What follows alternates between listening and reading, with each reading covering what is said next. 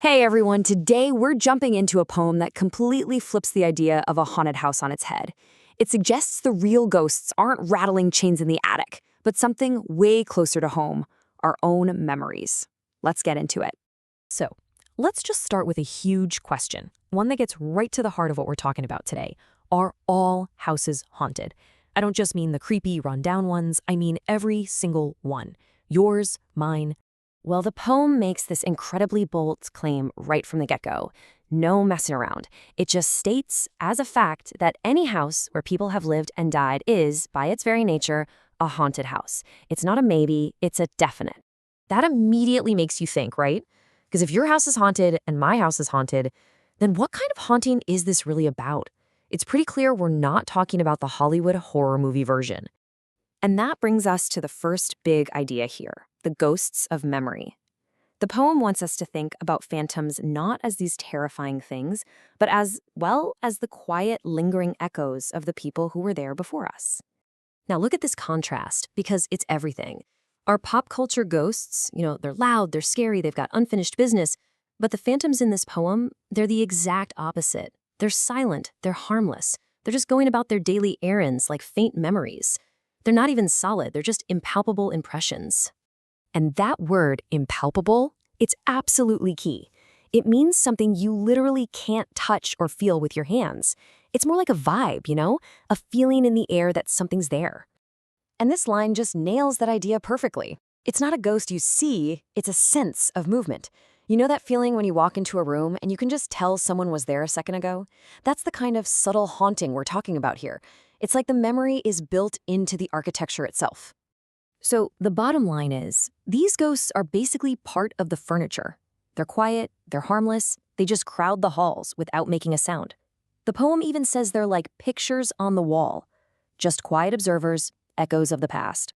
Okay, so if the ghosts are really just memories, that leads us to an even deeper idea. The past isn't really gone.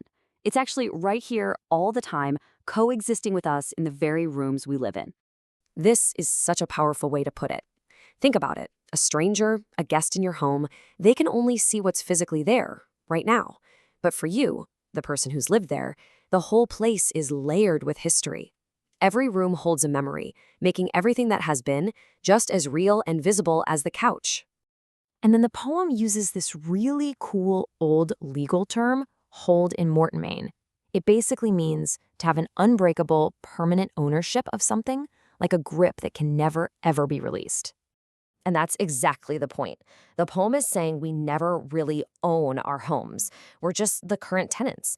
The real owners, all the people who lived there before, they still have a claim on the space through all the memories and feelings they left behind. Their hold is forever. So this sets up this amazing idea of two worlds existing at the same time. There's the world of sense, the physical stuff we can see and touch, but all around it, mixed right in, is the spirit world, that invisible world of memory, of feelings, of history. And I just love this imagery. The spirit world isn't some other dimension far away. It's like an atmosphere surrounding us all the time, this ethereal air that breathes right through the earthly mists of our normal lives. You can't separate them. But this is where the poem takes its biggest and most incredible turn.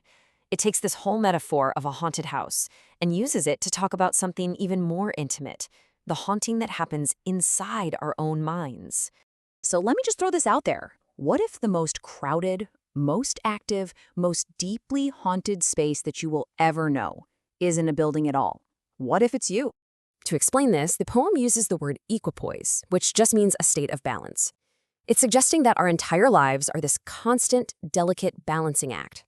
So what are we balancing? Well, we're being pulled in two different directions at once. On one side, there's that basic instinct to just enjoy life, our immediate earthly wants and desires. But on the other side, there's what the poem calls that more noble instinct, the part of us that aspires to something higher, something more meaningful. And that tug of war is always there. The poem calls the feelings that come from this internal struggle perturbations. That's a great word for it, right? Our mental disturbances, our anxieties, that constant feeling of being a little bit unsettled. In a way, these are our own personal ghosts. So, where do these feelings even come from? The poem has this just gorgeous metaphor for it. It says they're like the gravitational pull of an unseen star, like an undiscovered planet in our own personal solar system.